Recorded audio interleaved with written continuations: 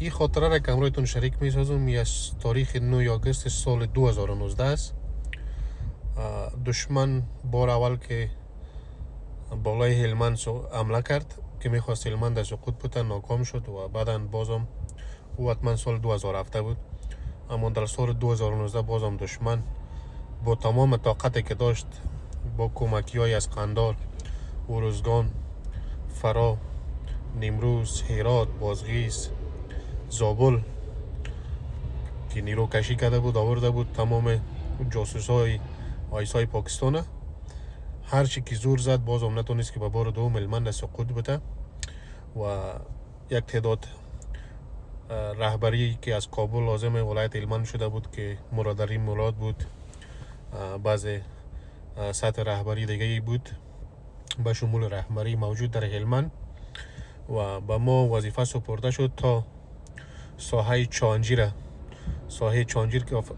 دوستانی که قهرمانایی که در ولایت هلمند وظیفه کردن بهتر معلومات دارن که ساحه چانجیر از این پل بولان که میگذری ولسوالی نادلی را وصل میکنه عمود دورانی با ولسوالی گرشک و در اینجا چندین پوسته سقوط کرده بود و او سرک که بسیار معیاری ساخته شده بود، او سرک میلیون دلار سر از سرک مصرف شده بود. او سرک مثل شورای 601 و 611 که در 2017 طالب مزدور با تراکتور و با بیلدوزر مکمل سرک پخته را قیرش کنده بودن، جدا کرده بودن، به خرابه تبدیل کرده بود. امی سرک چانجی را نیز یا قلبه کرده بودن که از اونم تراکتور و بیلدوزر و بسیار پوسته ها سقوط کرده بود. خلاصه از جمله قطعات خاص امنیت ملی که تیم ما بود و همچنان یک تیم با شهید قهرمان بصیر اندرابی که مربوط کندکفت کماندو از شوراب بود، یک تیم از او بود و یک تعداد پلیس محلی و بعض ارگانهای دیگه بود که یک عملیات مشترک سازماندهی شود تا که نمی مسیر دوباره به ولسوالی گرش وصل شود. خو عملیات جریان پیدا کرد، بسیار جنگ شدید بود از چهار طرف، چون ساحه چانجیر بسیار نظامی کنج است، تجربه داره، بسیار سرسبز است، دو طرف باغ است، درخت است و فصل جواریم بود، گندم بود، یعنی دید بسیار کم بود. خوی چندین روزی جنگ جریان داشت و طولانی شد و یک روز که ما چندین کیلومتر پاکاری کردیم، تصفیه کردیم، بالاخره یک وقفه گرفتیم در بعض یک باغا و آدمی جریان امرای بصیر شهید نشسته بودیم که بعد یک پلان دیگه بگیریم که چی و نه امی دشمن از اینجا ضربه بزنیم که به همیشه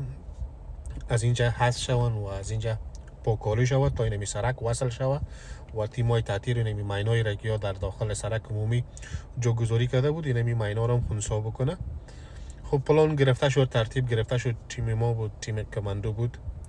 دمی سنه که ما نو میخواستیم از اینمی دروازه باغ برای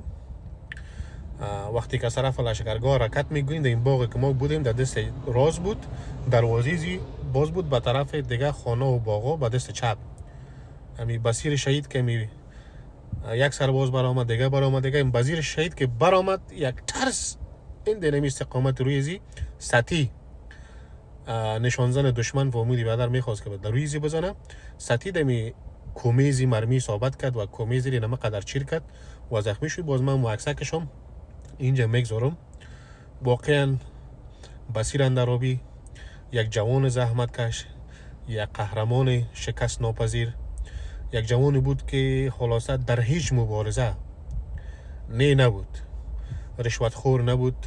دزد نبود، از آشه دوزی نمیکرد، از مهمات دوزی نمیکرد، خلاصه از روغنیات دوزی نمیکرد، فقط قهرمانه جنگ میکرد و در مقابل دشمن میجنگید.